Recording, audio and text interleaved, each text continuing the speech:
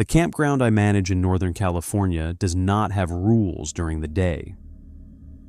That was the first thing I noticed, not because I was looking for anything strange. I had managed 2 campgrounds before that. One was a dusty RV park outside Bakersfield, where the biggest problem was drunk retirees arguing about generator hours. The other was a seasonal forest campground in Oregon, where raccoons learned how to open cheap coolers, and one man tried to fight a park ranger because his hammock tree had bad energy. So when I took the job at Alder Creek Campground, I expected the usual: quiet hours after 10, keep food in bear lockers, no fires outside designated rings, pack out trash, dogs on leash, no swimming after dark. The standard set of rules every campground posts on a wooden board near the entrance so people can ignore them immediately. But when I drove through the gate on my first afternoon, the rule board was blank.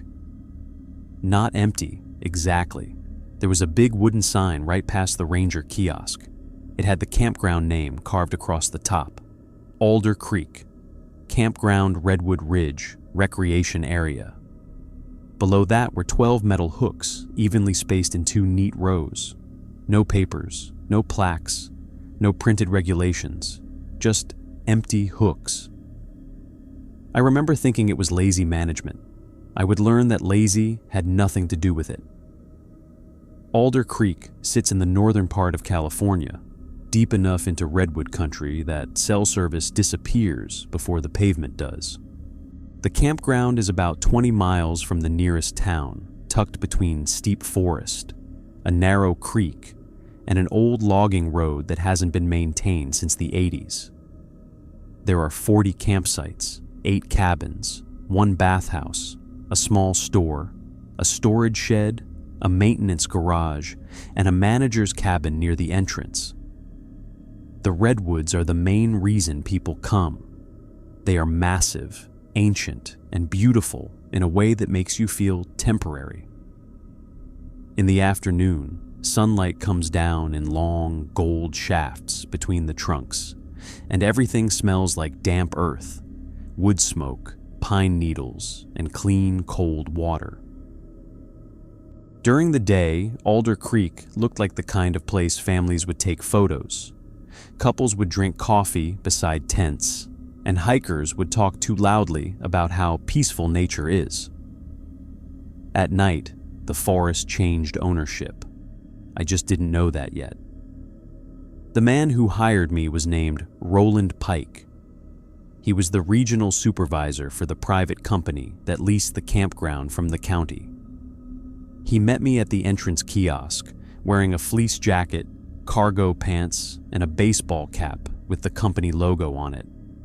He had a clipboard in one hand and a coffee in the other. He seemed normal. That bothered me later. People who hand you cursed jobs should look stranger than they do. "Evan?" he asked. "Yeah." "Evan Mercer?" I almost said yes automatically. Then he checked his clipboard and answered for me. "Good. You made it before 4. I got out of my truck and looked around. The entrance road curved through redwoods toward the campground loops. The store sat to the left, dark green with a tin roof. The manager's cabin was behind it, small but decent looking. Past that, the campground road split into 3 loops: Creek Loop, Ridge Loop, and Hollow Loop. "Beautiful place," I said. Roland looked into the trees. During operating hours, I laughed because I thought he was joking. He didn't. He took me through the standard tour first. The store had canned food, firewood bundles, batteries, propane, bug spray, maps, cheap flashlights, marshmallows, and postcards nobody would ever buy. The register ran on battery backup. The radio under the counter connected to the county ranger station, the sheriff's office, and Roland's office, depending on weather and mood. He showed me the bathhouse, the water pump room, the trash enclosure, the electrical shutoff, and the cabins. Cabins 1 through 8 sat near Ridge Loop, each one identical from outside. Small porch, 2 bunks, 1 double bed, wood stove, picnic table, bear locker, and a fire ring. Then he drove me through the campsites. Creek Loop had sites 1 through 16, closest to Alder Creek. Family sites, flat ground, easy access. Ridge Loop had sites 17 through 30, higher up among larger redwoods, quieter, more private. Hollow Loop had sites 31 through 40, deeper into the forest where the road narrowed and the trees grew close together. Hollow Loop was closed. A chain hung across the road after site 30 with a sign that said, "Seasonal Maintenance Closure." The chain looked newer than everything else. The sign did not. "What maintenance?" I asked. "Drainage issues. Looks dry. Only during the day." Again, no smile. I looked past the chain. The road curved down between redwoods into a darker part of the campground. I could see the first few closed sites, old picnic tables, fire rings full of leaves, and post markers with numbers painted in white. Beyond that, the road vanished into shadow. "Don't send campers down there," Roland said. I figured from the chain. "And don't go down there yourself after sunset." There it was, the first warning, not the last. "What's after sunset?" He looked at his watch. "Orientation." I should have left right then, but I had already taken the job. I had already paid the last of my savings towards storage and gas. I had already told my sister I found something stable. I had already convinced myself 3 months in the redwoods would fix whatever was wrong with me. People love to call that hope. Sometimes it is just stubbornness in better clothes. By 5, Roland had shown me everything normal. By 5:30, he took me back to the entrance kiosk. The blank rule board stood beside it, hooks empty beneath the campground name. He opened the kiosk drawer and removed a metal lockbox. Inside were laminated cards, 12 of them. Each had a hole punched at the top. He handed me the stack. "Post these after sunset." I looked at the cards. They were numbered. Not in printed type, handwritten. Rule 1, Rule 2, Rule 3, all the way to Rule 12. "What are these?" "Campground rules." "Why aren't they posted already?" "Because they only apply after sunset." I waited for him to laugh. He didn't. I flipped the first card over. Rule 1. At sunset, post all 12 rules on the entrance board. Remove them at sunrise. Do not leave them posted during daylight. I looked at Roland. "You're serious?" "Yes." "Why can't they stay up?" "Because daytime guests ask questions." That is the weakest explanation I've ever heard. Roland sighed like he'd been expecting that exact response. The honest answer is worse. Try me. The rules attract attention if they're displayed when they're not active. Attention from who? He looked past me into the redwoods. Not who. A breeze moved through the trees. High above, branches rubbed together with a sound like distant whispering. Roland tapped the stack of laminated cards. "Read them before sunset. Post them exactly when the sun touches the ridge. Not before, not after. What happens if I'm late?" Then the campground starts making rules for itself. He handed me a cheap digital watch. "Use this. Your phone won't stay reliable here." I checked my phone. No service. Battery at 61%. Time matched the watch. "Do campers know about this?" I asked. "They know the rules once they're posted." "That is not what I asked." "No," he said. "It isn't." He took a folded sheet from his clipboard and gave it to me. It was the reservation list. That first night, There were only 6 occupied sites. Site 3, Parker family, 2 adults, 2 children. Site 8, Mason and Leah Grant, couple. Site 14, Ronald Voss, solo camper. Cabin 2, the Chen Group, 3 adults. Cabin 5, Melissa Hart, 1 adult. Site 27, Caleb Dorsey, solo hiker. Hollow Loop closed, Roland said. No one past Site 30, store closes at sunset. Quiet hours are meaningless if everyone is alive. I stared at him. He looked down at his clipboard. Sorry, habit. That's a habit? He ignored that. During the night, you stay in the manager cabin unless a rule requires otherwise. You do not patrol unless called by radio or bell. You do not investigate noises unless they match a rule. You do not improvise unless you have already survived the same mistake once. Roland. He looked at me. What is wrong with this place? For the first time, his professional mask slipped.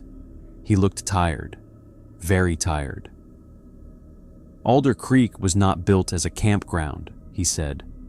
It was a logging camp first, then a seasonal workers camp, then a youth retreat in the 70s, then closed for 20 years, then reopened as recreation land by people who thought anything old could be rebranded if the brochure was pretty enough. That doesn't answer the question. It answers what the place remembers. He handed me a key ring. Cabin, store, kiosk, pump room, trash enclosure, maintenance garage. Do not use the key with the black tape unless Rule 9 tells you to. I looked at the ring. One key had black electrical tape around the head. What does it open? Hollow loop gate. I felt a cold line run down my back. The loop you told me not to enter. Yes. Rule 9 sends me there? Maybe. Maybe. Not every night uses every rule. The sun was getting low now. Between the redwoods, the sky had turned amber. Roland stepped outside the kiosk. I'm leaving. You're just going to leave me here? Yes. Is there any chance you're coming back tonight? No. What if something goes wrong? He looked at the rule cards in my hand. Then follow the rules. Very helpful. He walked to his truck, then stopped. One more thing, of course. If someone knocks on the manager cabin door and says I sent them, ask what number Hollow Loop ends at. If they say 40, don't open. I blinked, but Hollow Loop does end at 40. No, Roland said. It ends where the trees let it. Then he got in his truck and drove out. The gate road swallowed his taillights. I was alone with 6 reservations, 40 campsites, 8 cabins, 1 closed loop, a blank rule board, and 12 laminated cards. The watch read 6:42 p.m. Sunset was at 7:03. I sat in the kiosk and read the rules. Rule 1. At sunset, post all 12 rules on the entrance board. Remove them at sunrise. Do not leave them posted during daylight. Rule 2. After sunset, campers must stay within the light of their own fire, lantern, or cabin. If their light goes out, they must walk to the store without speaking and wait on the porch. Rule 3. If a camper reports someone standing behind their tent, ask whether they can see the person's feet. If they cannot, tell them to zip the tent and stop looking. Rule 4. If children hear their parents calling from the creek after dark, tell them their parents are asleep. Do not check the creek. Rule 5.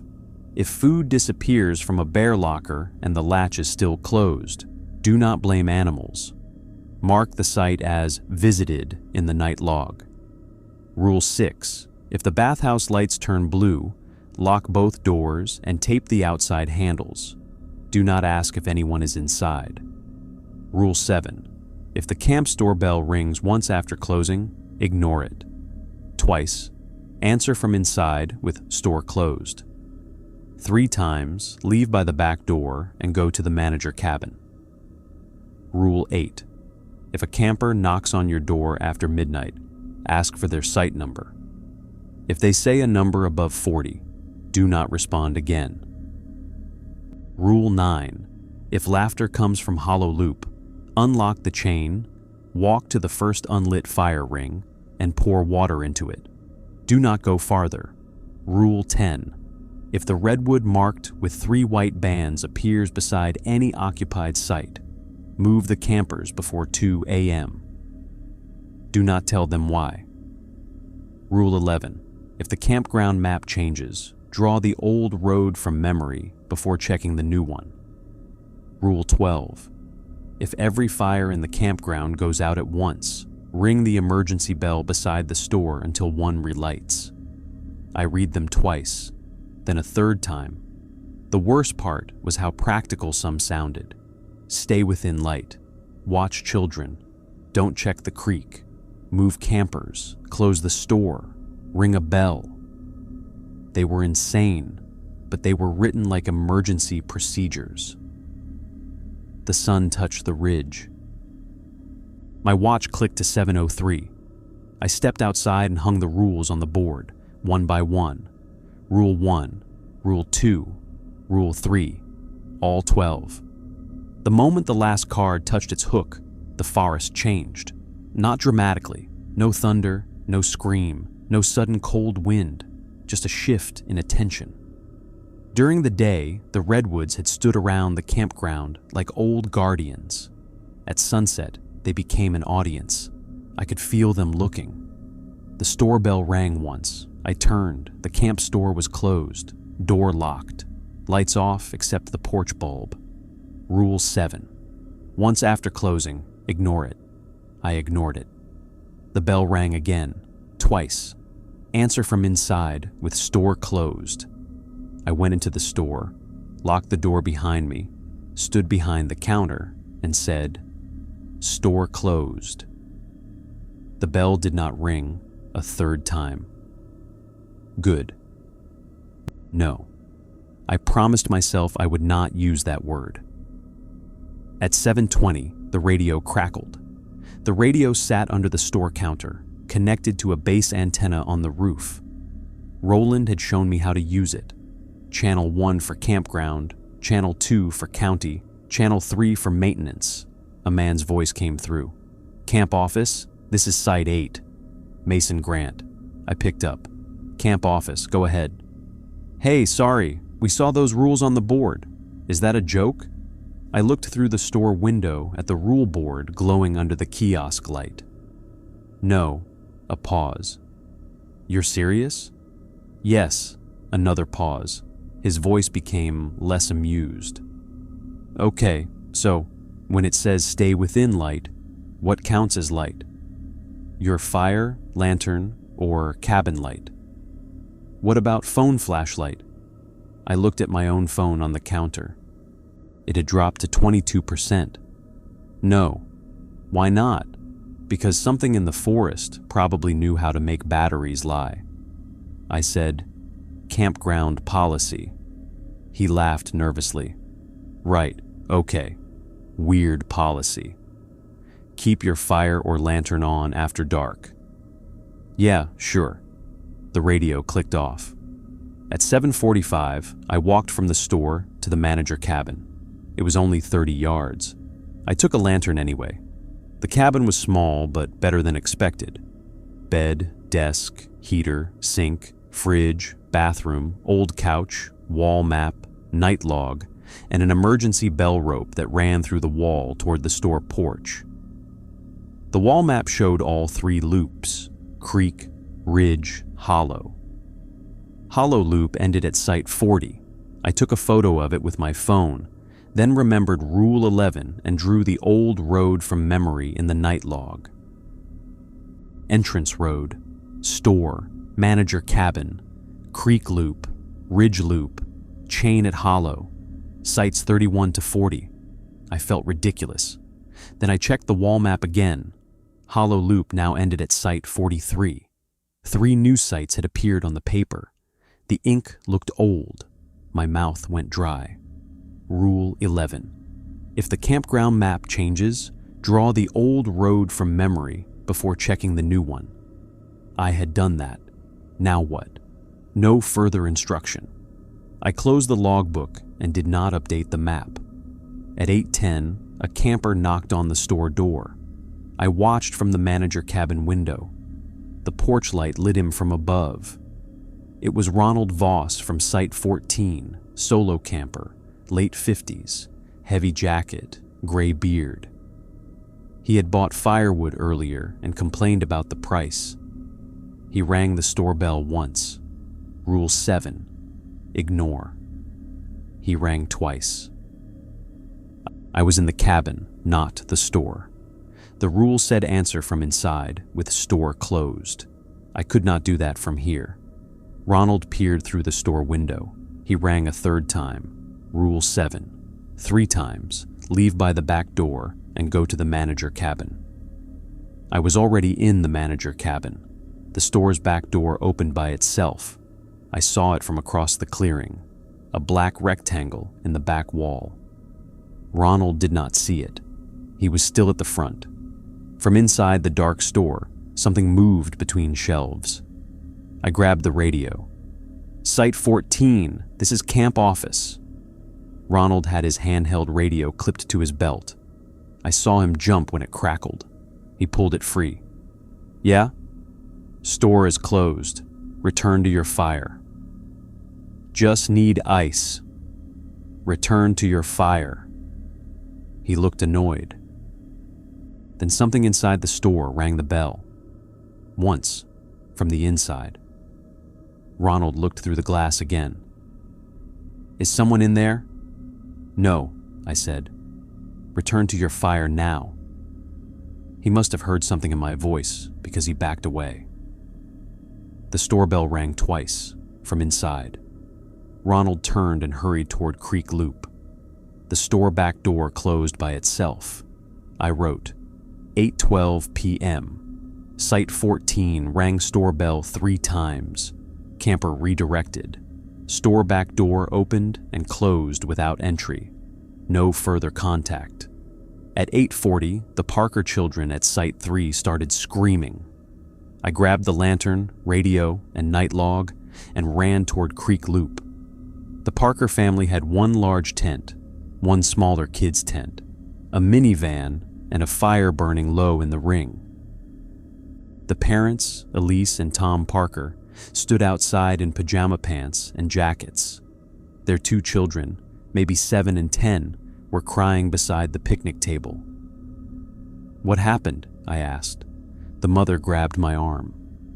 They heard us calling from the creek. Rule 4. If children hear their parents calling from the creek after dark, tell them their parents are asleep. Do not check the creek. Both parents were right there, very awake.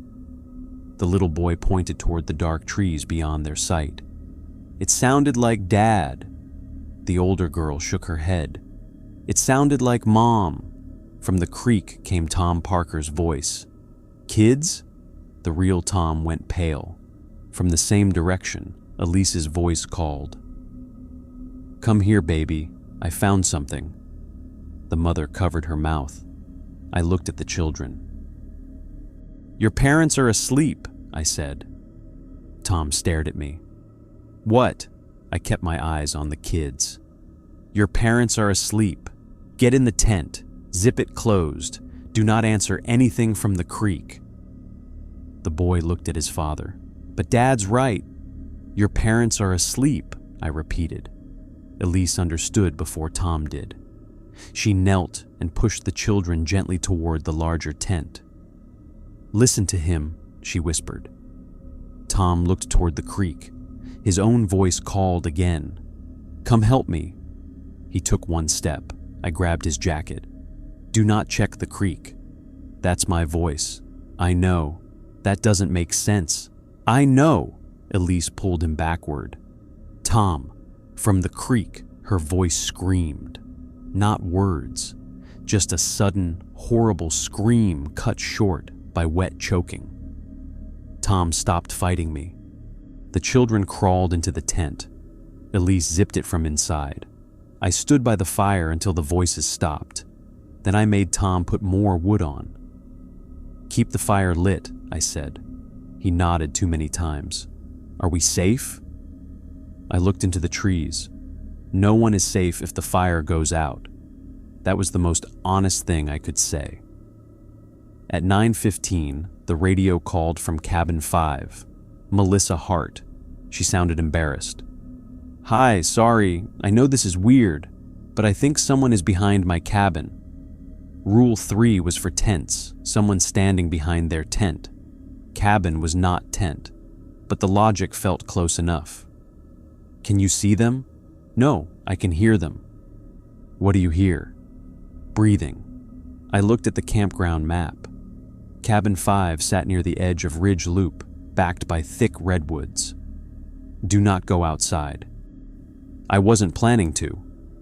"Good, no, stop. Look through the window, only if the lights are on inside." "They are." "Can you see feet?" A long pause. "What?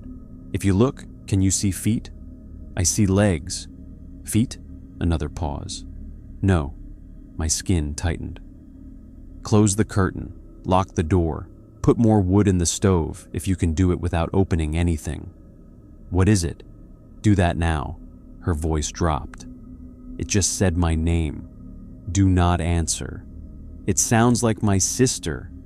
"Do not answer." I heard movement through the radio, then a soft thump. Melissa gasped. "What happened?" It put its hand on the window.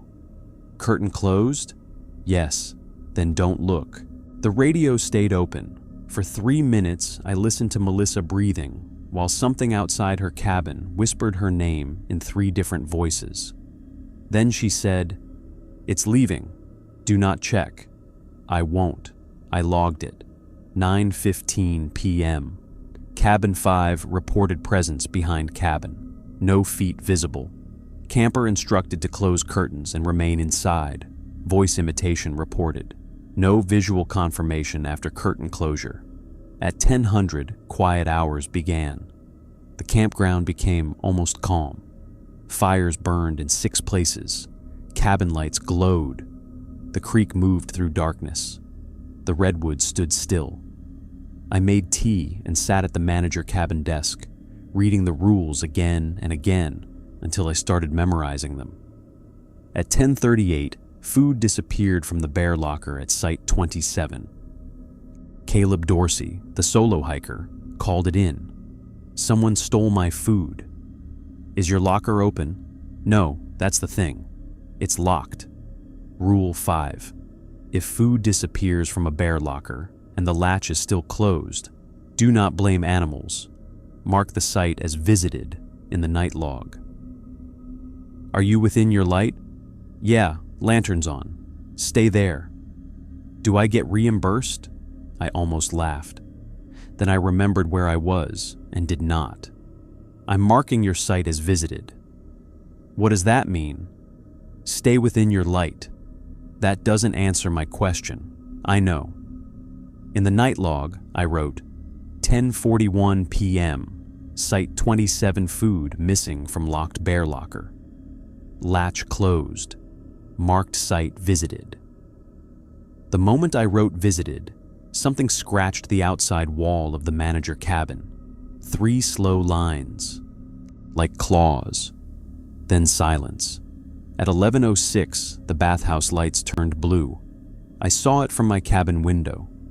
The bathhouse stood between creek and ridge loops, usually lit by 2 yellow bulbs over the doors. Now every window glowed a cold blue. Rule 6. If the bathhouse lights turn blue, lock both doors and tape the outside handles. Do not ask if anyone is inside. I grabbed the tape from the emergency drawer Roland had shown me. Thick silver duct tape. Of course. Then I hesitated. Do not ask if anyone is inside. But what if someone was? The reservation list had 6 occupied sites. I did a mental count. Parker family in tent. Grant's in Site 8. Ronald Voss at 14. Chen Group in cabin 2. Melissa in cabin 5, Caleb at 27. Any of them could be using the bathhouse. That was how the rule worked. It did not say, if empty. It said, do not ask. I walked there with a lantern and the key ring. The blue light made the concrete path look underwater. The men's door was closed. The women's door was slightly open. Steam drifted from inside. Not shower steam. Cold mist. I closed the women's door without looking in. Something inside whispered, "Wait." I locked it. The whisper became a woman's voice. "Please, I'm still in here. Do not ask. Do not ask." I wrapped tape around the handle and the metal loop beside it. From inside, someone knocked. Once, twice, 3 times. Then many hands struck the door. I moved to the men's door, locked it, taped it. A man's voice inside said, "Wrong side." I froze. The voice continued, right against the door. "You locked the wrong side." I stepped back. The blue lights flickered. The knocking stopped. I returned to the manager cabin without looking back. At 11:30, the radio came alive with every camper speaking at once. Site 3, our fire went out. Site 8, our lantern died. Site 14, my fire just dropped. Cabin 2, the stove shut off. Cabin 5, lights went out. Site 27, my lantern's dead. I looked outside. Every light in the campground was gone. Every fire, every cabin, every lantern, even the store porch bulb. Only my manager cabin lamp still burned. Rule 12. If every fire in the campground goes out at once, ring the emergency bell beside the store until one relights. I grabbed the lantern. Its flame died the second I touched the handle. Darkness swallowed the clearing. The radio filled with panicked voices. "Do we move? What's happening? I can't see my kids. Something's by the tent. What do we do?" I picked up the radio and shouted, "Everyone stay where you are. Do not speak unless you are inside a cabin. If you are in a tent, zip it closed and stay still." I ran to the store by memory. The emergency bell rope hung beside the porch under a little roof. I found it in the dark and pulled. The bell rang across the campground. Deep, metallic, too loud. I pulled again, again, again. From the darkness, something laughed in hollow loop. Rule 9. If laughter comes from hollow loop, unlock the chain, walk to the first unlit fire ring, and pour water into it. Do not go farther. The emergency bell was still ringing from my last pull. Every fire was out. Hollow loop was laughing. 2 rules active at once. I kept ringing. One fire had to relight. That was rule 12. The laughter from hollow loop grew louder. Children, adults, a crowd, a whole campground laughing in the closed loop beyond the chain. I rang the bell until my shoulder burned. Nothing, no fires. The darkness around me thickened. Then the store bell rang from inside. Once, I ignored it. The emergency bell rope felt wet in my hands. The store bell rang twice, from inside the dark store. I had to answer from inside with store closed if it rang twice. But I was outside ringing the emergency bell. The store bell rang a 3rd time. Rule 7. Leave by the back door and go to the manager cabin. I could not. I was not in the store. The emergency bell rope went slack. Something had cut it above the porch. Across the campground, in hollow loop, the laughter stopped. A single fire relit. Far away, behind the chain, in the closed loop. I could see it through the trees. A small orange glow at the first unlit fire ring. Rule 9 said, unlock the chain, walk to the first unlit fire ring, and pour water into it. Do not go farther. The first unlit fire ring was no longer unlit. but maybe it had been when the laughter began. The black taped key was in my pocket. Of course it was. I took the water jug from beside the store porch, walked to the hollow loop chain, and unlocked it. The moment the chain dropped, the campground map posted beside the store changed. I saw it in the glow from the distant fire. Hollow Loop no longer had sites 31 to 40. It had sites 31 to 52.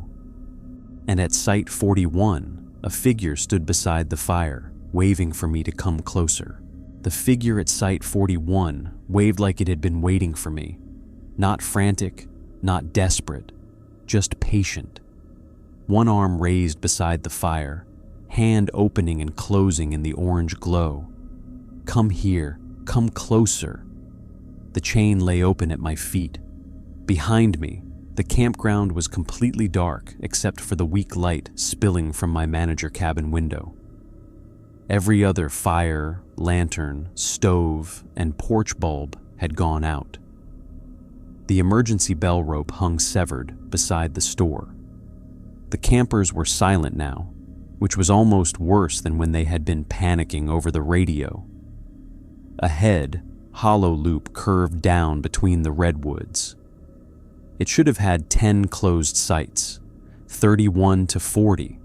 The map now said it had 22, 31 to 52. And something at site 41 was waving at me. I almost walked toward it.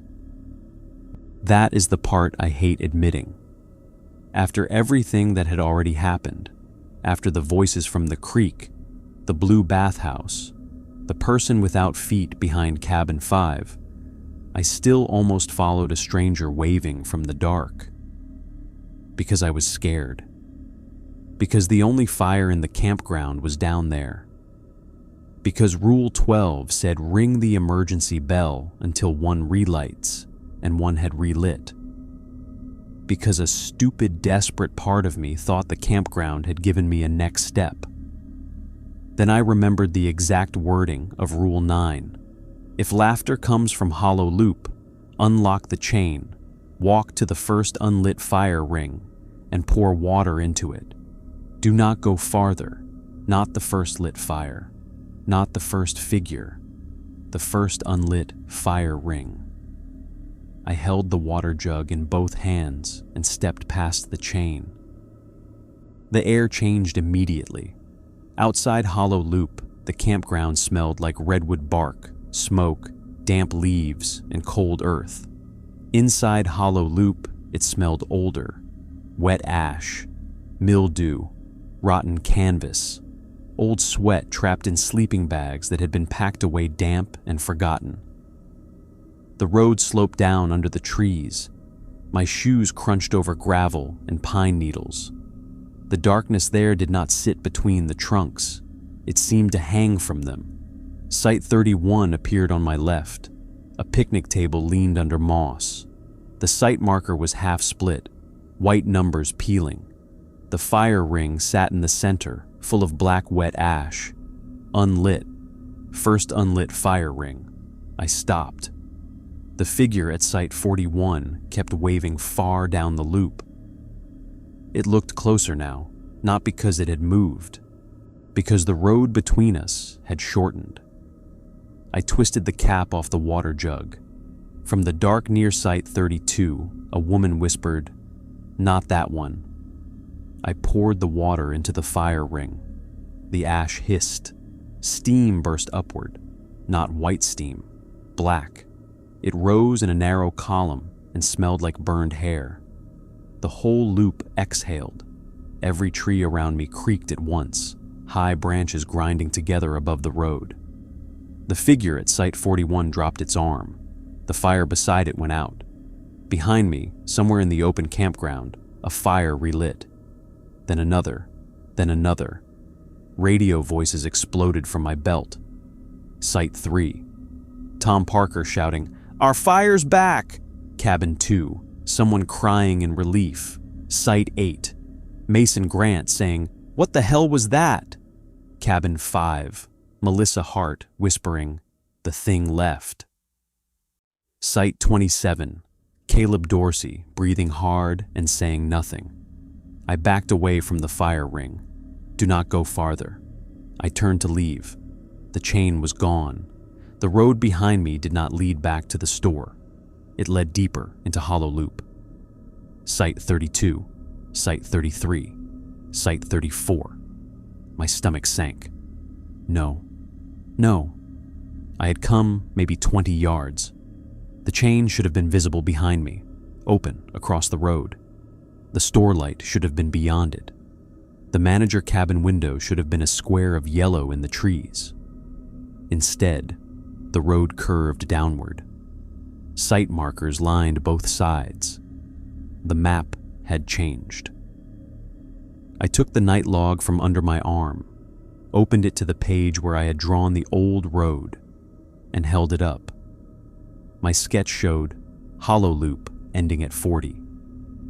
A chain after Site 30.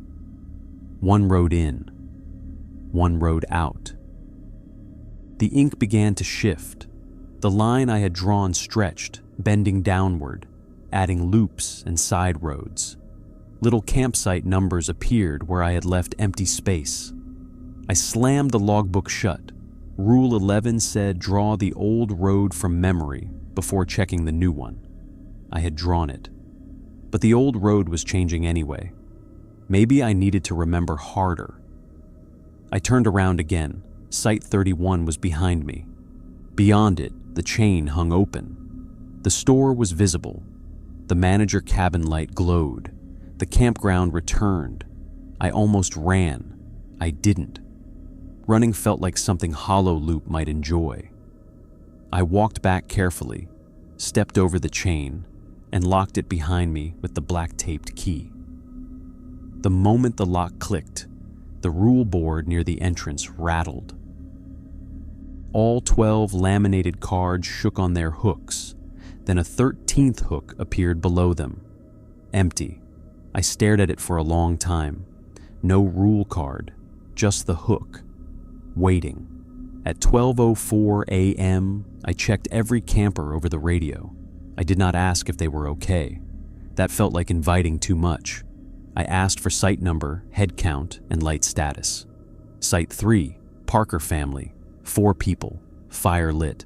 Site 8, Grants, 2 people, lantern lit, fire relit. Site 14, Ronald Voss, 1 person, fire lit, angry but alive. Cabin 2, Chen Group, 3 people, stove relit. Cabin 5, Melissa Hart, 1 person, cabin lights restored. Site 27, Caleb Dorsey, 1 person, lantern lit. Everyone accounted for, everyone inside light, almost everyone. Caleb sounded wrong. Not possessed wrong, not imitation wrong, human wrong. He was breathing too fast. Site 27, I said.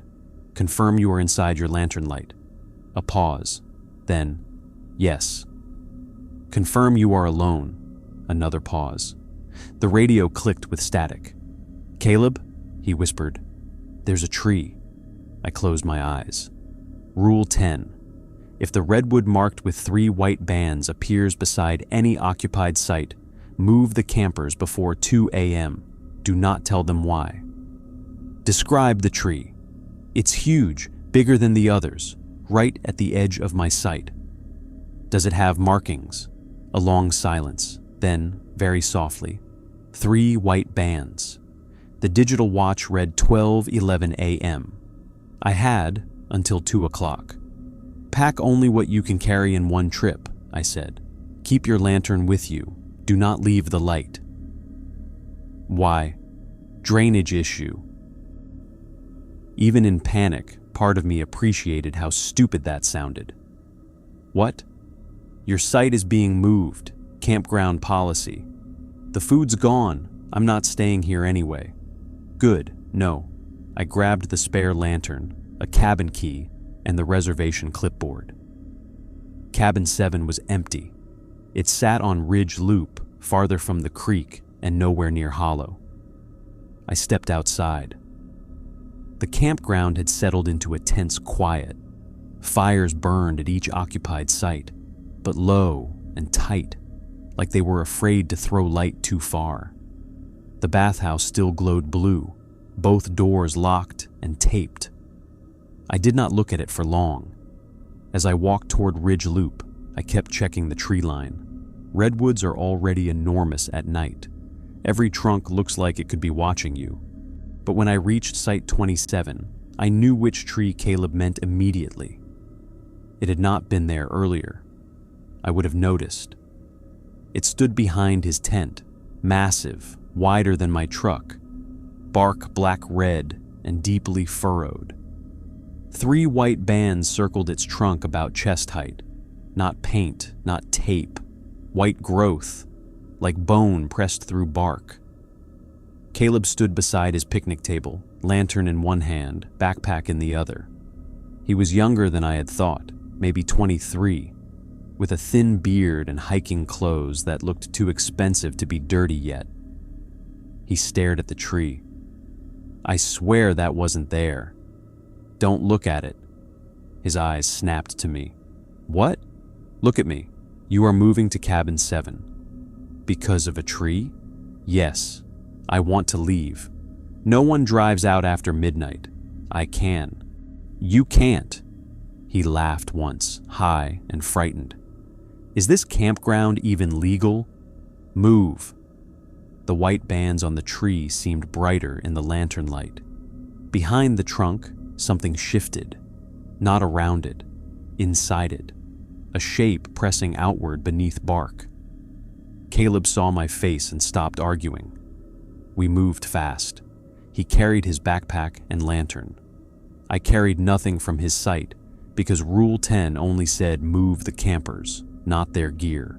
I did not want to bring anything from under that tree into a cabin. Halfway to Ridge Loop, Caleb looked back.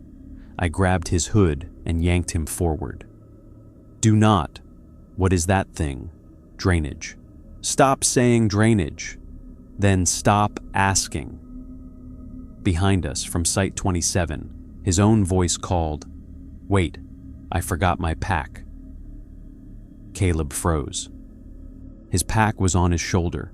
I turned the spare lantern toward him. "Keep walking," the voice called again. "Hey, wait!" It sounded exactly like him, not close. Exact. Caleb started shaking. "Keep walking," I said. We reached cabin 7 at 12:34.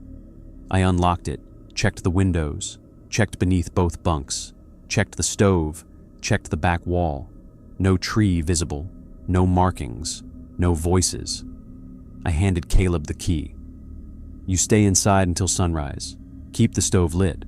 If someone knocks, ask for their site number." "What if they say 27? You do not answer." "What if they say your name?" Do not answer. "What if they say my name?" Especially then. I left him with the lantern and returned to the manager cabin. At 12:49, someone knocked on my door 3 times. Tap, tap, tap. I stood still. Rule 8.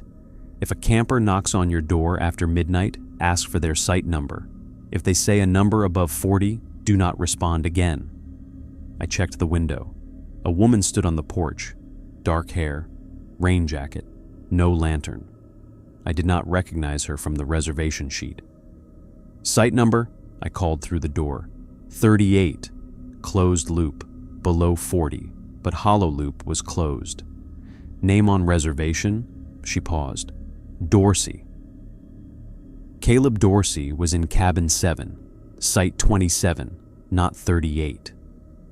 No camper by that name in Site 38. The woman smiled. I could see it through the little door window. "Sorry, 48. Rule 8, above 40.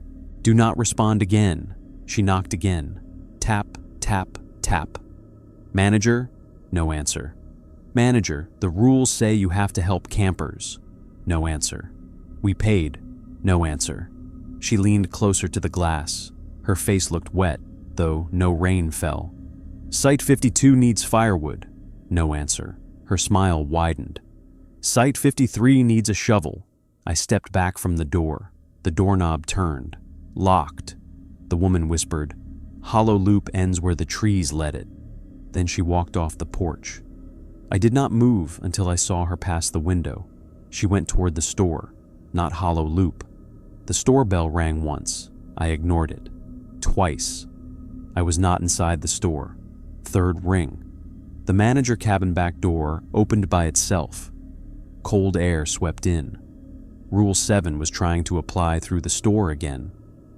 If the camp store bell rings 3 times, leave by the back door and go to the manager cabin. But I was already in the manager cabin. Its back door now stood open, as if the campground had decided I needed to leave it. I shut the back door and locked it. The store bell rang again, inside my cabin. I turned slowly. A small brass bell sat on my desk beside the night log. It had not been there before. It rang once, then twice. I picked up the night log and held it against my chest, like that would help. The bell rang 3 times. The cabin lights went out. Outside, every fire in the campground stayed lit. So this was not Rule 12. This was something else practicing. I took the brass bell with a dish towel, carried it to the front door, and threw it as far as I could toward the store. It landed in the dirt with no sound. My cabin lights came back on. In the night log, new writing appeared beneath my last entry. 12:57 a.m. Store bell duplicated, removed from cabin. Do not allow campground items to migrate. That was not one of the 12 rules, but it read like one. I looked toward the entrance board through the cabin window. The 13th hook was still empty. At 1:15, the bathhouse lights turned from blue to red. There was no rule for red. I watched through the window, my hand on the radio. The taped handles trembled. The tape stretched. From inside, a voice called, "Manager? No, no, no." I knew that voice. It was Leah Grant from Site 8. She and Mason had been the couple who called earlier about the rules. Her voice shook. "I'm in here." I picked up the radio. "Site 8, confirm head count." Mason answered immediately. 2, we're both here." I looked at the red-lit bathhouse. "Is Leah with you?" "Yeah, she's right here." "Why?" Leah's voice came through the radio behind him. "I'm here." From inside the bathhouse, Leah screamed. Mason heard it through my radio. "What was that?" "Stay at your site," I said. That was Leah. "Leah is with you." The radio clicked.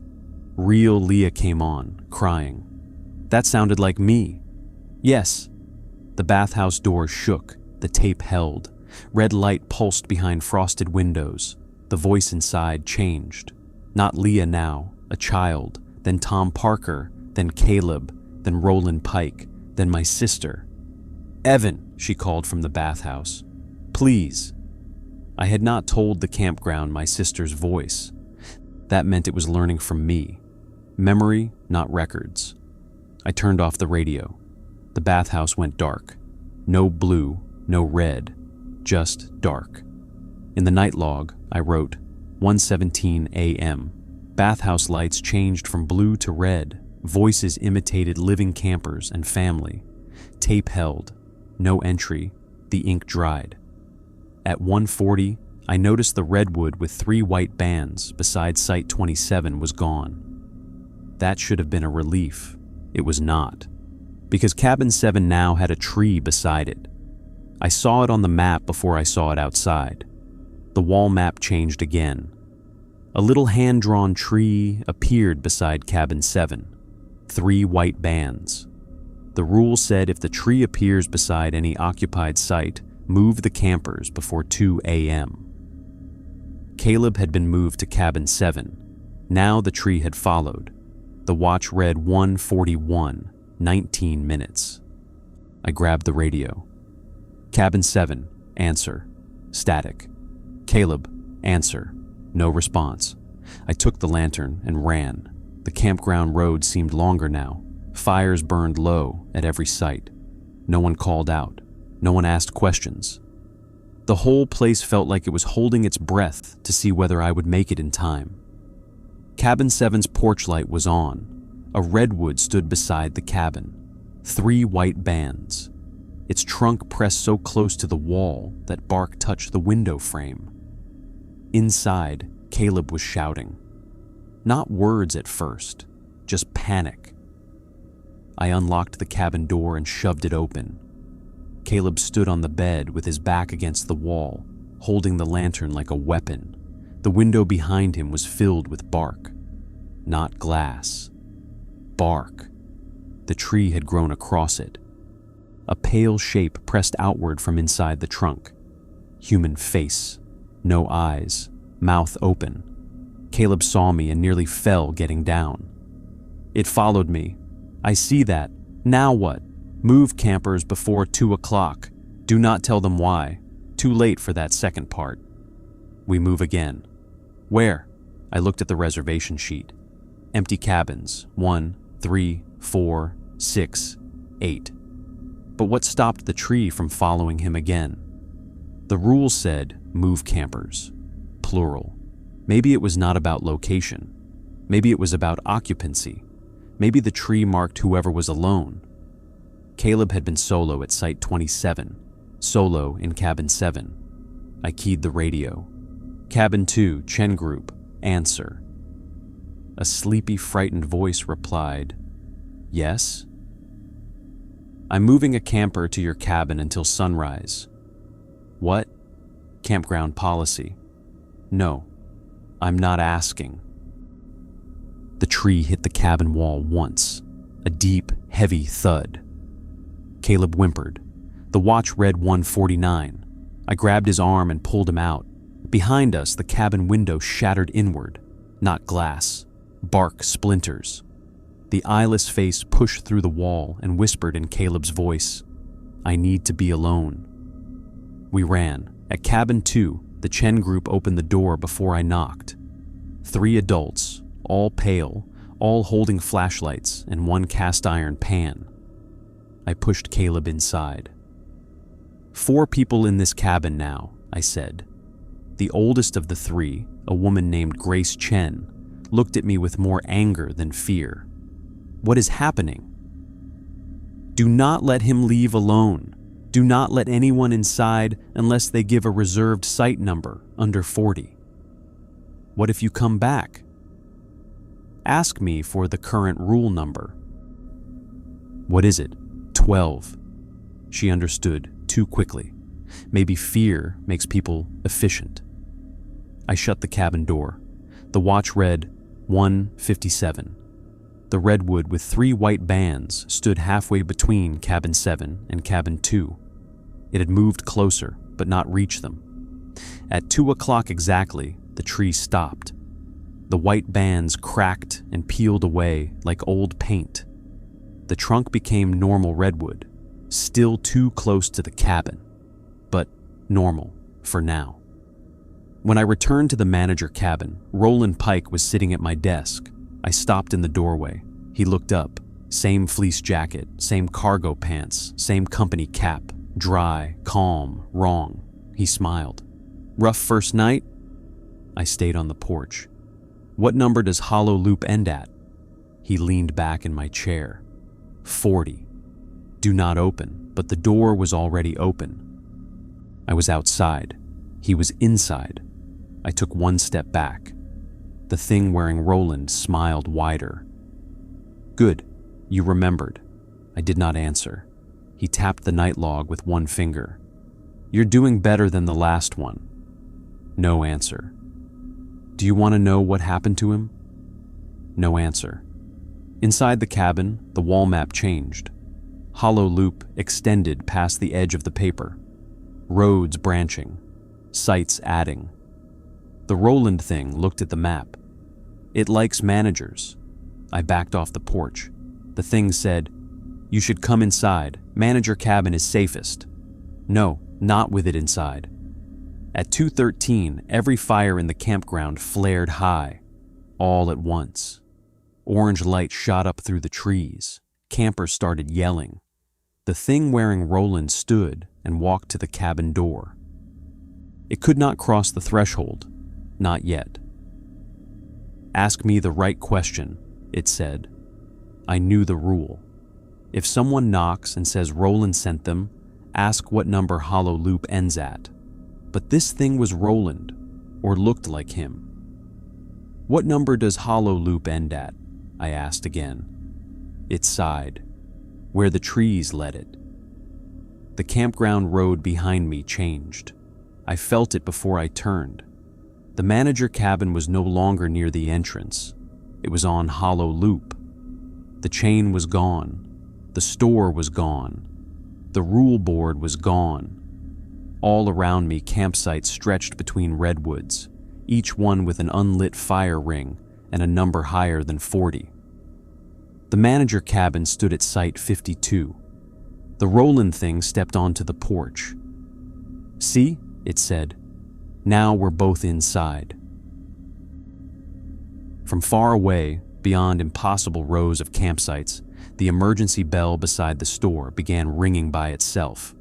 Once, twice, again, again, again. I turned toward the sound. The Roland thing said, "You'll never find the old road without the map." I opened the night log. My drawing of the old road was still there. Entrance, store, manager cabin, creek loop, ridge loop, chain after Site 30, Hollow Loop closed. The ink trembled under my hands. Behind me, the thing came down the porch steps. I started walking the route I remembered, not the road I saw, straight toward where the store should be. The trees resisted, branches leaned in, campsite markers slid past. Voices called from tents that had not been there before. "Manager, our fire's out." "Manager, Site 61 needs water." "Manager, Site 70 paid extra." "Manager, we have children." I kept walking. The bell rang ahead. The old road from memory. The old road from memory. The night log grew warm in my hands. Site numbers blurred. The road under my feet became gravel again. Then dirt. Then gravel. I nearly collided with the Hollow Loop chain. It was locked. On my side. The wrong side. Through the trees beyond it, I saw the store porch. The emergency bell rope swung by itself. The rule board stood under the entrance light. The 13th hook was no longer empty. A new laminated card hung from it. Rule 13. I could not read it from where I stood. Behind me, laughter started deep in Hollow Loop. Not one voice. A whole campground. The black-taped key was gone from my pocket. On the other side of the chain, near the entrance board, Ronald Voss from Site 14 stood holding it. His fire was still lit behind him, which meant the person holding the key was not Ronald. It smiled at me. "Need out?" it asked. I said nothing. It lifted the key. "Store closed." "No." The emergency bell rang harder. A fire went out somewhere behind me. Then another. Then another. Hollow Loop was darkening one side at a time, and each time a fire died, the laughter moved closer. I looked at the chain, at the lock, at the fake Ronald, at the rule board. Then I remembered the first line of Rule 9. If laughter comes from Hollow Loop, unlock the chain. It did not say I had to use the key. I picked up a rock from the road and smashed the lock. Once, twice, 3 times. The metal cracked. The fake Ronald screamed. The chain fell. I stepped over it. The campground snapped back. The manager cabin returned to its place near the entrance. The store stood beside it. Fires burned across creek and ridge loops. Hollow Loop lay closed behind me, dark and silent. The fake Ronald was gone. The real Ronald's voice came over the radio from Site 14. "Camp office, did you just hear someone screaming?" I sat on the ground beside the broken chain, breathing hard. The rule board stood 10 yards away, 13 cards now. I forced myself to stand and read the new one. Rule 13. If the manager cabin appears inside Hollow Loop, follow the old road from memory. Break the lock if the key is not yours. Under that, in smaller handwritten letters, do not replace the lock before sunrise. At 3 o'clock, the campground went quiet again. Not safe, but quiet. I checked in with everyone. Site 3, 4, Site 8, 2, Site 14, 1, Cabin 2, 4 now, including Caleb, Cabin 5, 1. All fires lit, all doors closed, no one missing. I did not include myself in the count. That felt important. At 3:33, the creek started singing, not voices calling. Singing, low and rhythmic, like a group of people far downstream. The sound moved through the campground, soft enough that I could almost pretend it was water over rocks. Then the Parker children at Site 3 began singing along. I heard them over the radio before their mother realized. 2 small voices humming the same melody. Elise Parker came on, whispering urgently. They're asleep, but they're singing. Rule 4 covered children hearing parents from the creek, not singing. No rule. I thought of the 13th hook. New rules came from surviving mistakes. I did not want to learn this one by losing someone else's kids. Wake them, I said. Elise whispered. They won't wake. Cover their ears. With what? Anything. Hands, pillows, blankets. The creek sang louder. Other radios clicked on. Mason at Site 8. Do you hear music? Melissa in Cabin 5. Someone is singing outside. Grace in Cabin 2. Caleb is humming. The song was spreading through sleepers. Everyone awake, I said over the radio. Wake everyone in your group. Cover the ears of anyone who won't wake. Do not sing with it. My own mouth tried to form the tune. I bit my tongue, hard. Blood filled my mouth, sharp and real. The tune slipped away. I grabbed the emergency bell rope, tied a knot where it had been cut, and rang it. The bell clanged over the creek song. Not the same rhythm. That mattered. I rang fast, uneven, ugly. The creek song faltered. Campers shouted through radios, kids crying, adults cursing, someone banging a pan in Cabin 2. Good. Noise broke rhythm. The creek song faded. At 3:48, the forest stopped singing. In the night log, I wrote, 3:33 a.m., creek song induced sleeping campers to hum. Wake all sleepers, cover ears, make uneven noise until song breaks. Do not match rhythm. Outside, the rule board rattled. A 14th hook appeared, then a card. Rule 14. I did not read it yet. I was too tired. That almost killed me. At 4:20, Cabin 5 went dark. Melissa Hart called on the radio, whispering. My lights went out. Rule 2.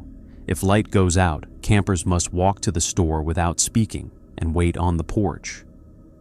Do you have any light? I asked. No.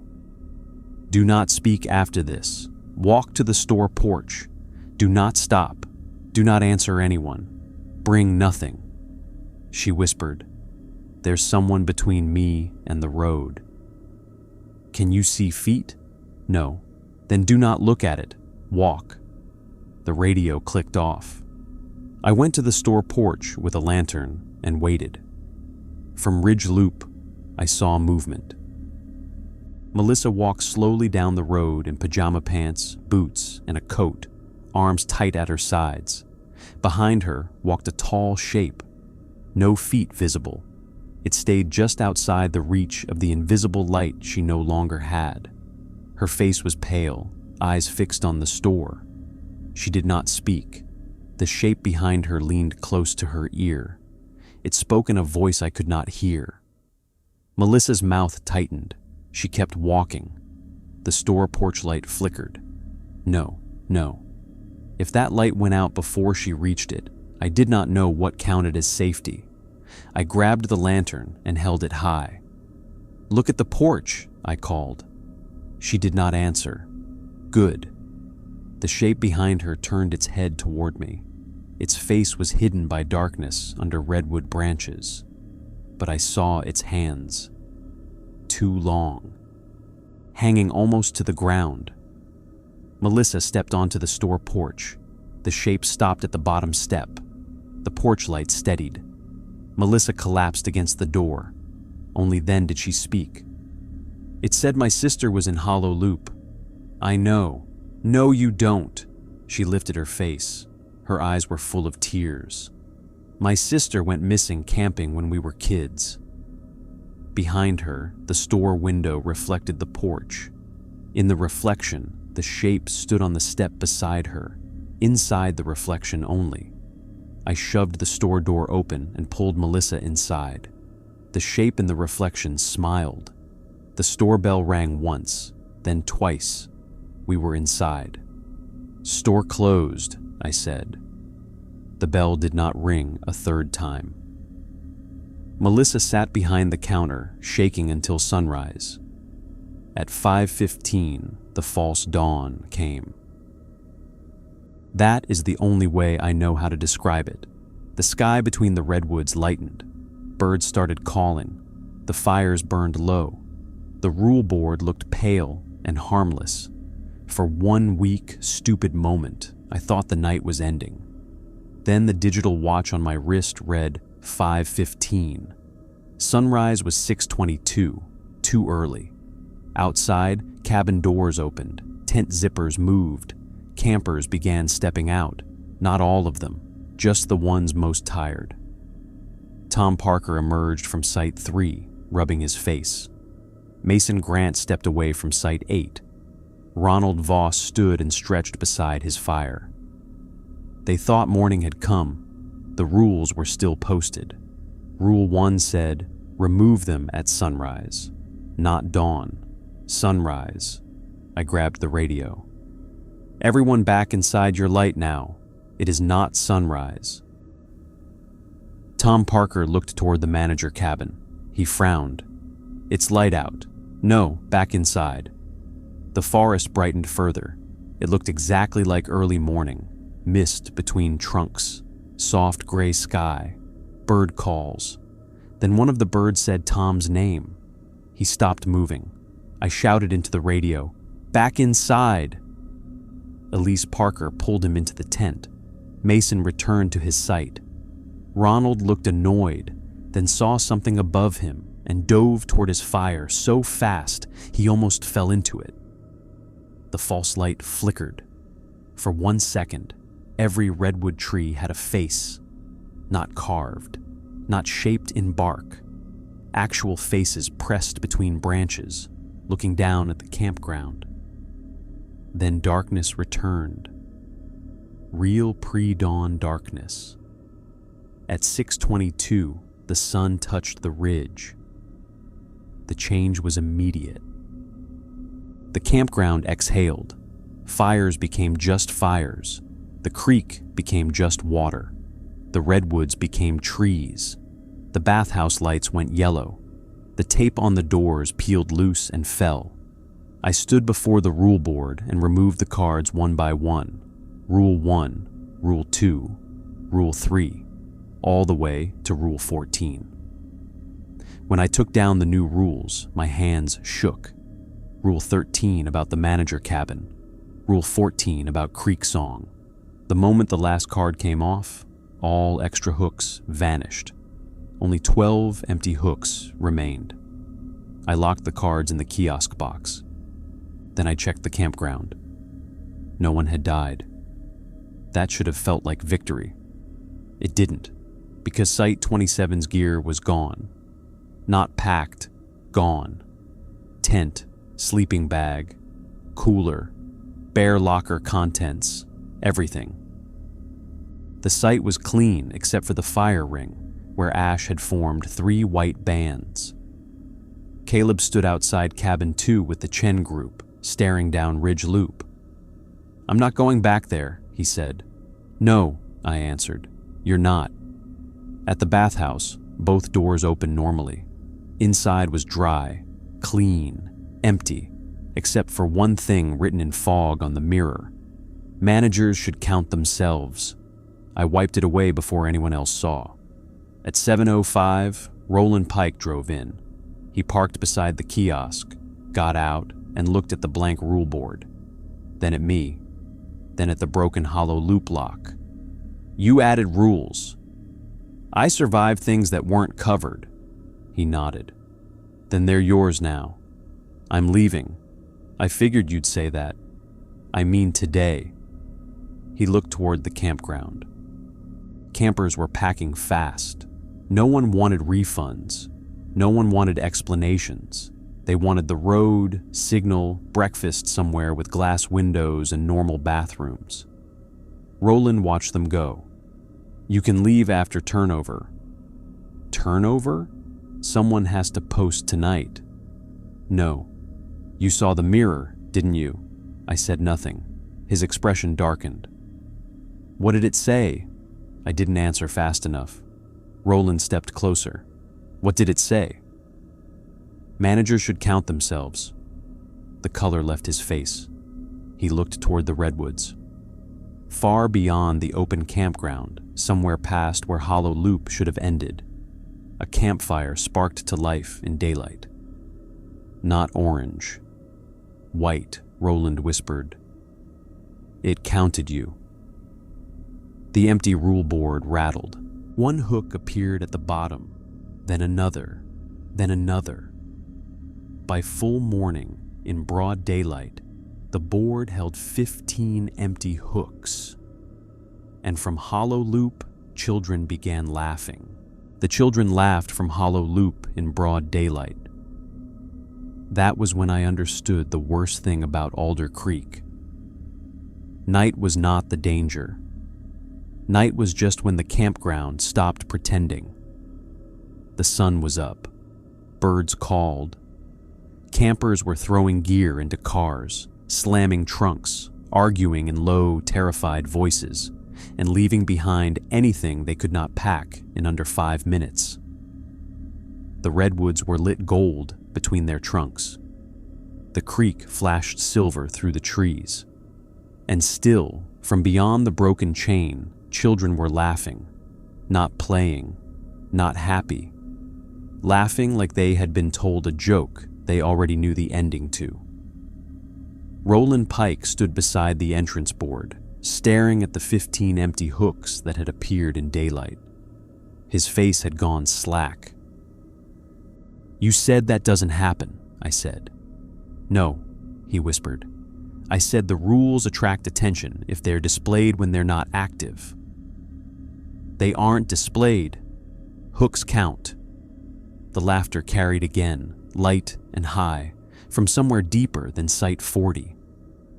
I looked toward Hollow Loop.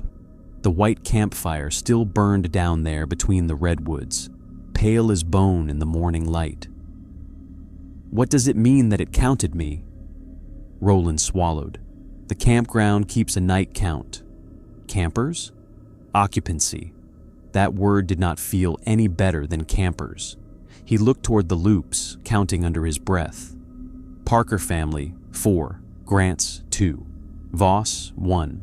Chen group plus Dorsey, 4. Hart, 1. You, 12. "No," he said. "What do you mean, no?" "You forgot me." I stared at him. "You just got here." I crossed the gate before the hooks appeared. 13. The rule board rattled. A 16th empty hook appeared at the bottom. Roland closed his eyes. "Damn it." "What?" It heard the correction. The laughter from Hollow Loop stopped. That was worse. Every camper in the entrance lot froze. Engines idled. Doors hung open. Nobody wanted to make the first sound after the children stopped laughing. Then a voice came over every radio in the campground. Mine. "Camp office to all campers. Please remain on site until final count is complete. I snatched the radio from my belt. I had not pressed the button. My voice repeated, calm and professional. Please remain on site until final count is complete. Campers looked toward me, the real me. I keyed the radio. Disregard that. Everyone, leave now. The radio squealed, then my voice returned. Campers who leave before checkout will be marked missing. Tom Parker threw his kids into the minivan so fast, one of them cried out. Mason Grant was already reversing his SUV. Melissa Hart ran from the store porch toward her car without looking back. Ronald Voss drove across the grass instead of following the campground road. Good, let them panic, let them leave. But at the gate, every vehicle stopped. Not because the gate was closed, it was open. The road beyond was clear. Still, the cars stopped one by one at the entrance, as if an invisible ranger had held up a hand. Tom Parker leaned on his horn. No sound came out. The kids in the back seat stared through the rear window at the trees. Roland ran to the gate. I followed. The open road beyond the entrance no longer led to the highway. It led to another campground loop. A gravel road curving between redwoods. A site marker stood on the shoulder. No, Roland said. The Parkers' minivan sat 3 feet from the boundary where the entrance road had become hollow loop. Tom got out, pale and furious. What is this? Get back in the car, I said. I'm not driving deeper into this place. I know, get back in the car anyway. Behind him, beyond the false exit, the road marker changed. 53 became 54, then 55. The forest was lengthening while we watched. The campers began yelling. The Chen group rushed up from cabin 2 with Caleb between them. Leah Grant was crying in the passenger seat of her SUV. Melissa clutched her keys like a weapon. Ronald Voss had a tire stuck in mud after trying to cut across the ditch. The entrance sign above us creaked. Alder Creek Campground. Below it, the rule board held 16 empty hooks in daylight. Roland whispered, "It won't let counted occupancy leave through the entrance." Then how do we get them out? He looked at the store. Check them out. It's a campground, not a hotel. It used to be a logging camp, then workers' camp, then youth retreat, then campground. It keeps old systems if they help. The radios crackled again. This time, it was not my voice. It was a child. Counselors must count campers before breakfast. Roland went still. The child sang the words next. Counselors must count campers before breakfast. Other children joined, from Hollow Loop, from the bathhouse, from the creek, from the store, from under the parked cars, a chorus of children, cheerful and awful. Counselors must count campers before breakfast. Roland looked at me.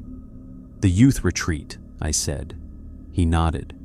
In 1978, this place was called Camp Alder. Church group leased it for summer programs. One session had 48 children and 6 counselors. What happened? Flood, fire, depends which report you read. That's not an answer. No, it's what people wrote because they could not explain why the missing children were all from cabins that never existed on the map. The children sang again. Counselors must count campers before breakfast. What happens if we count wrong? I asked. Roland looked toward Hollow Loop.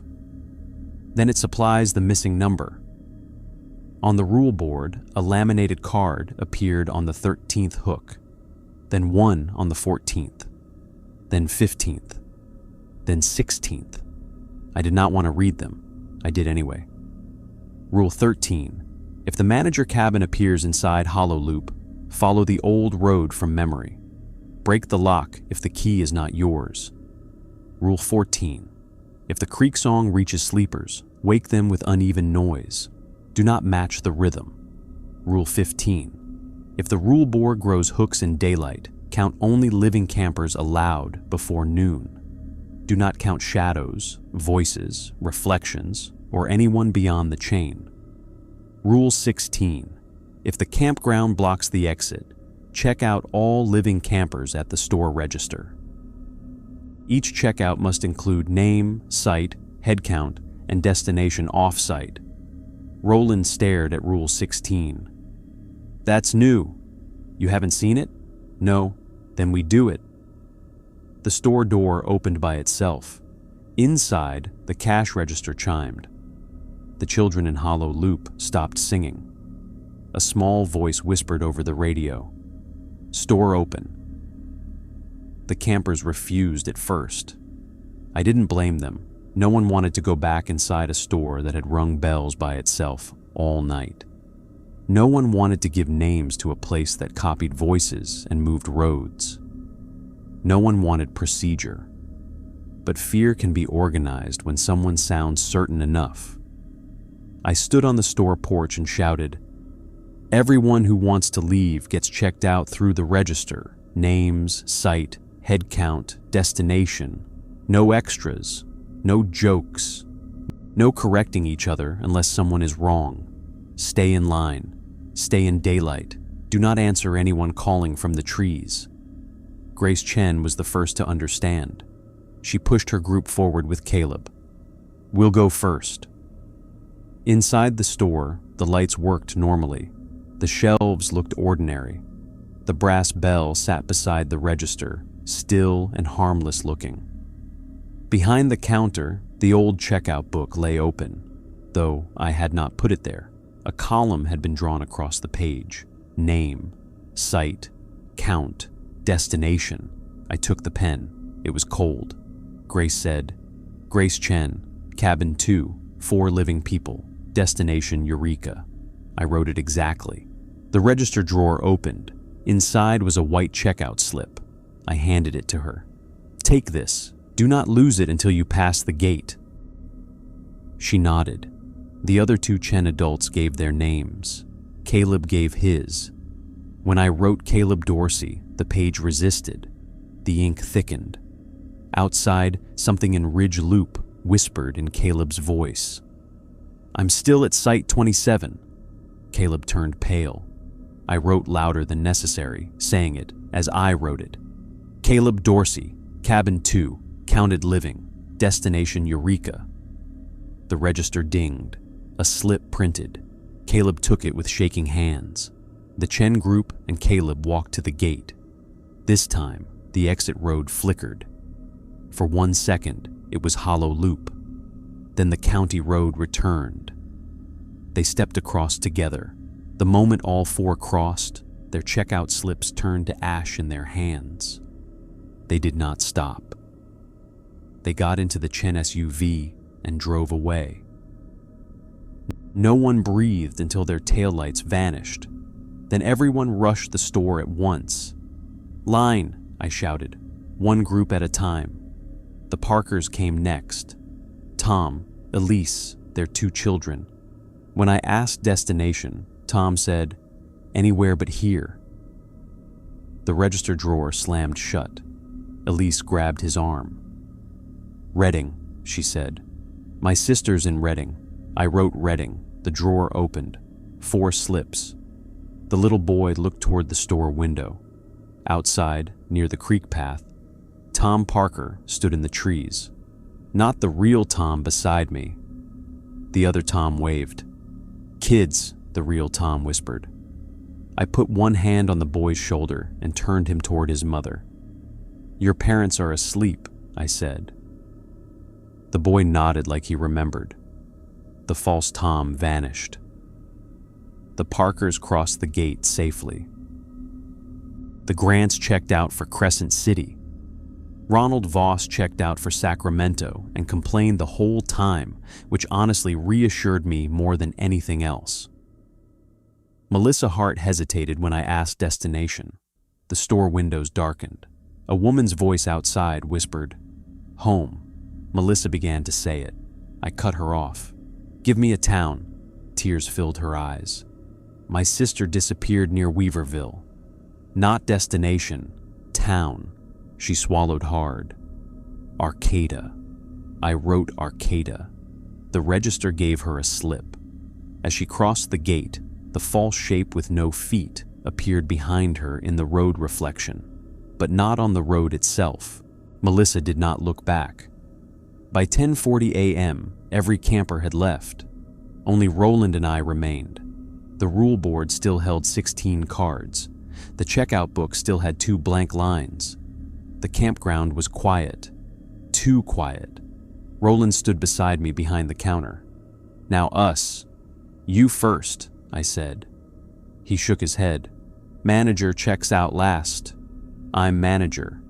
Not officially until I leave." "That sounds like exactly the kind of technicality this place eats." He looked toward the redwoods. "You're learning." The register bell dinged. A new line appeared in the checkout book.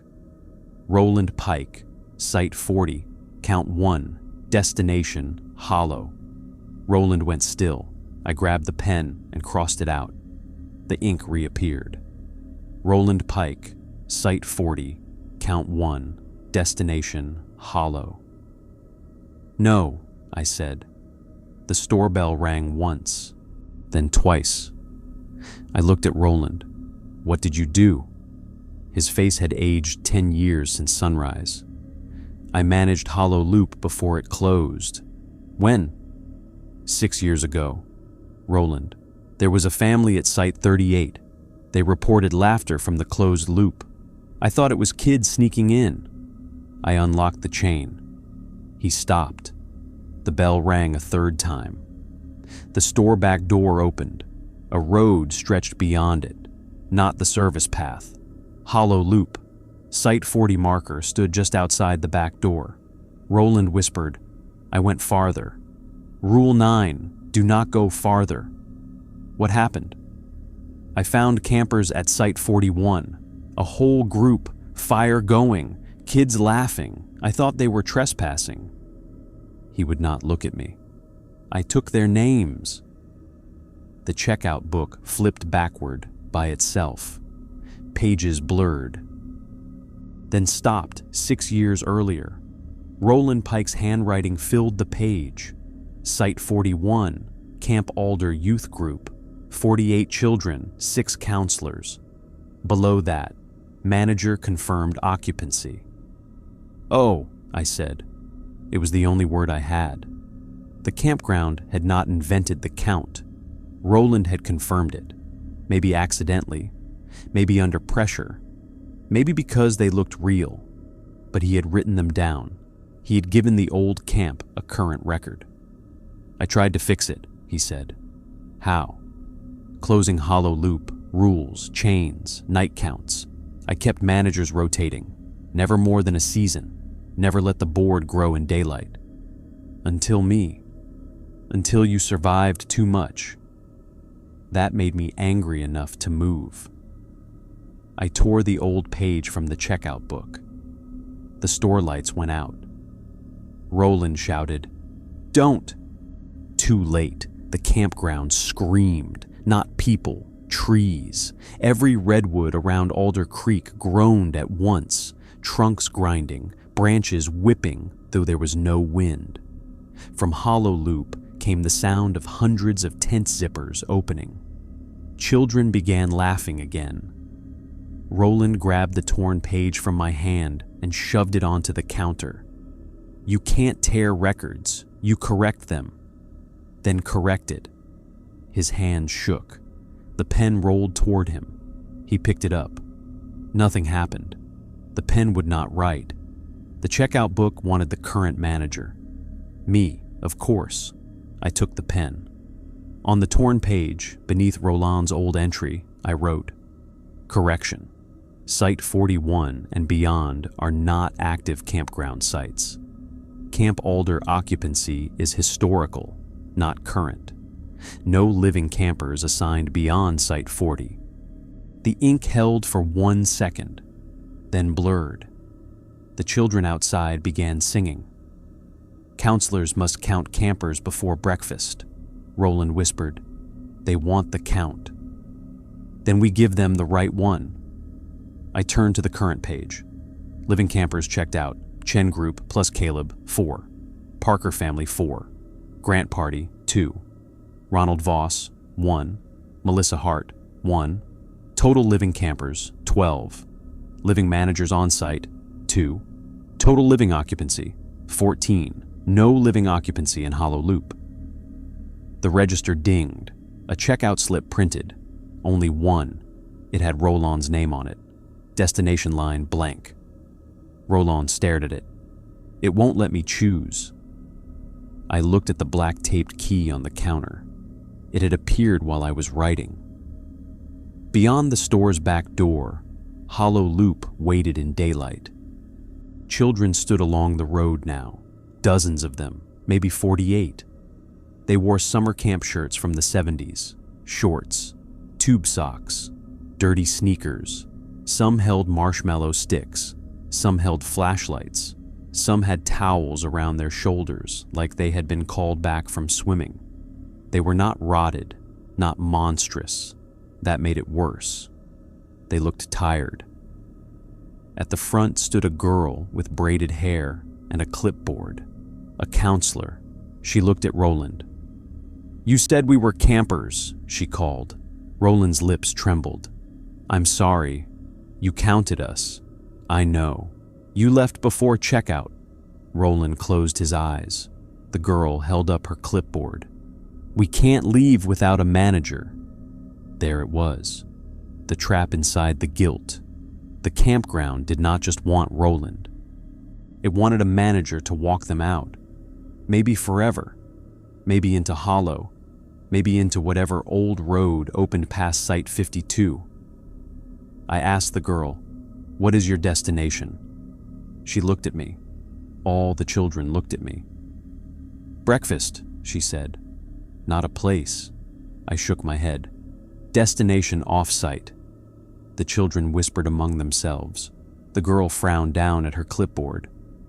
"We were supposed to hike to Alder Falls." Alder Falls. I looked at Roland. He nodded faintly. "Old trail, washed out decades ago." "Off-site?" "Yes." "Good enough." I wrote in the checkout book, "Camp Alder Historical Group. Count not living. Destination Alder Falls. Requires record correction, not manager transfer." The checkout book shuddered. The store shelves rattled. The girl at the back door tilted her head. "Not living?" she asked. My throat tightened. Cruel truth is still truth. "No." Some of the children started crying. Roland covered his face.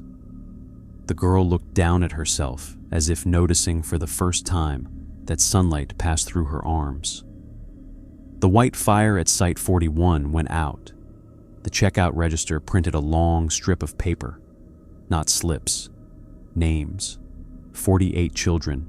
6 counselors. One after another. The strip kept printing until it coiled on the floor. At the bottom, group checkout, pending manager signature. The pen rolled toward me. Roland whispered, "No." I understood why. Manager signature, full name. The campground wanted mine. It had my first name from Roland's clipboard. Maybe from the radio, maybe from campers. But not all of it. Names mattered. They always did. I looked at Roland. "You sign. It already has me." "Exactly." He stared at me.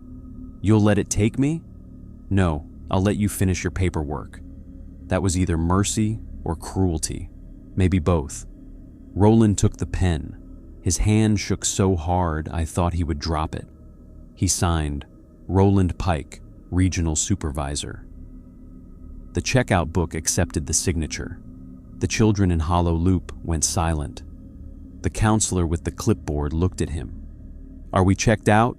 Roland could barely speak. "Yes." "Destination?" "Alder Falls," he whispered.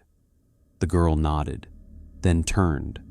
The children followed her, walking down Hollow Loop in pairs, not laughing now, not singing, just walking like a group finally released for a scheduled activity that was decades late. The road behind them shortened. Sight markers vanished as they passed. Each number disappeared from the posts. Then 48. The children kept walking. When the last counselor passed Site 41, the white fire ring collapsed into dirt. Site 41 vanished. Then 40. The chain across Hollow Loop reappeared where it belonged after Site 30. The children were gone. The checkout strip on the floor turned to ash.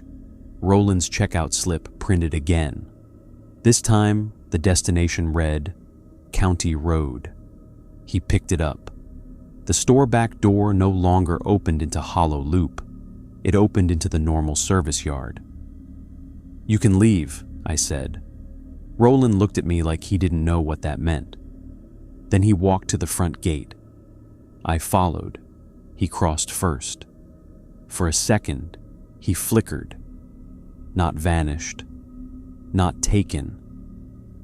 Just briefly overlaid with another version of himself. Younger, standing at a chain 6 years earlier, holding a clipboard and making the worst mistake of his life. Then he was on the county road.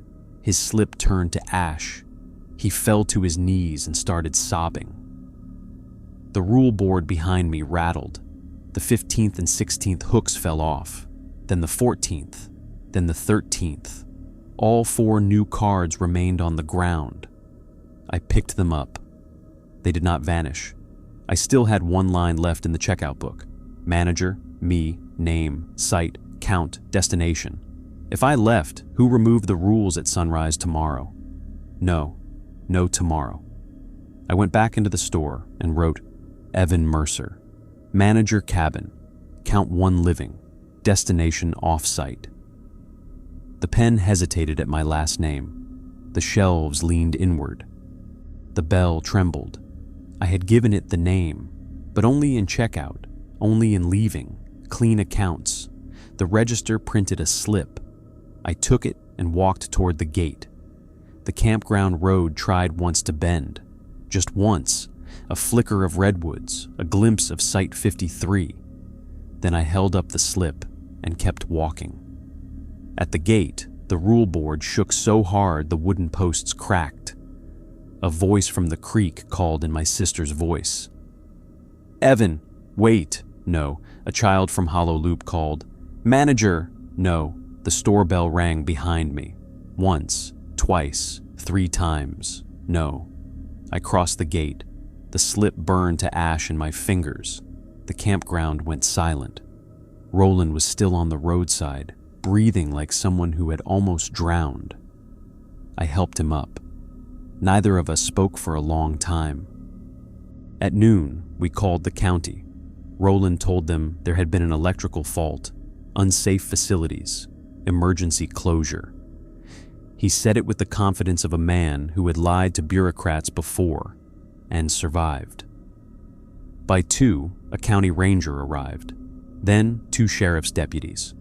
No one wanted to enter past the gate after hearing the campground was closed, though none of them admitted why. By 4, every road into Alder Creek was blocked. By 5, Roland and I stood at the entrance board. Blank. 12 empty hooks. No rules posted. The cards sat in the metal lockbox. All 16 of them now. Roland looked at me. You should take those 4. No, you wrote them. I'm not keeping souvenirs. He nodded. Smart. Are you going to reopen? No. Can you stop it? He looked into the redwoods. Maybe if the county listens. Will they? No. Of course not. The official closure lasted 11 months. Long enough for the company to lose the lease. Long enough for the county to fence the gate. Long enough for Alder Creek to vanish from reservation websites and hiking forums. Long enough for people to forget, which is the most dangerous thing people do around places like that. Last month, I checked online. Not because I wanted to, because some bad part of me needed to know. Alder Creek Campground has a new listing now, not under the old company. Different name, different operator, same photos, same redwoods, same creek. They call it Alder Ridge Family Camp now. The website says, reopening this summer, new management, expanded sites available. Expanded sites. I stared at that phrase until my eyes hurt. I tried calling the county. No answer. I tried calling Roland. Number disconnected. Then, 3 nights ago, an envelope arrived at my apartment with no return address. Inside were 4 laminated cards. Rule 13, Rule 14, Rule 15, Rule 16, the ones I wrote. At the bottom of Rule 16, a new sentence had been added in handwriting I did not recognize. If the previous manager receives these, the campground has reopened its count. There was also a checkout slip. Name, Evan Mercer. Site, Manager Cabin. Count, 1 living. Destination, Alder Creek. I burned the slip. It took 3 matches. The laminated rules would not burn. I keep them sealed in a metal box now, taped shut, with salt poured over them, because that worked somewhere else once, and because fear makes rituals out of anything. I am not going back. That is what I tell myself. I tell myself county officials can handle it. New management can learn. Campers can read. People can leave before sunset. But I know better. People don't read rules until they need them. Managers don't believe places can count. And campgrounds are very good at looking harmless in daylight. So, if you ever camp in Northern California and see a rule board with empty hooks, leave before sunset. If the rules are posted only after dark, read them. If someone calls from the creek in your parents' voice, your child's voice, your own voice, do not answer. If the bathhouse lights turn blue, do not ask who is inside. If hollow loop is chained off, leave it chained. If the map changes, draw the old road before you look again. If the campground asks for a count, count only the living. And if you ever see a site number higher than the map allows, do not walk closer to check it. The trees decide where hollow loop ends. And once a campground counts you, it expects you to check out.